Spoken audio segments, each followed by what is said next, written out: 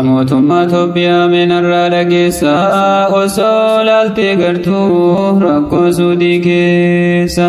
xiyyaaradhaan kutuu kan keessuu kanneessa osoo jedhaa jirtu nabbiyya geggeessa warri suudii keessaa siin taane bineensa kan halkanii guyyaa dhabanii qilleensa cinqamaa jiranii hidhaa suudii keessa wanni har'a ta'u borseenaaf galmeessa atis waan hojjetteen achi gubbaa teessa galatoomii hedduu galchite kaleessa har'a maddaan kuttee gaafii siif dhiheessa kunoo ni dhageessa lubbuu guyyaan bahu iyyaa walii labsaa yaa namni dhagahu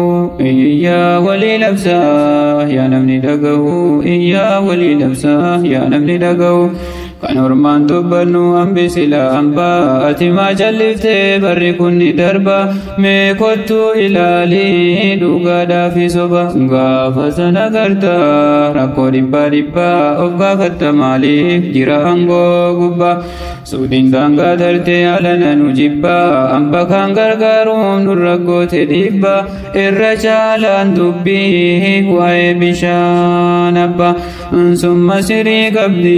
suudii minaa gabbaa onnee dhabnus dubbiin nu sossobti sombaa hidhaan suudii keessa ibidda ajabaa gubaan halkan guyyaa qullaa nama dhaabaa ijoollee sabiyyii dorganaadhaaf abbaa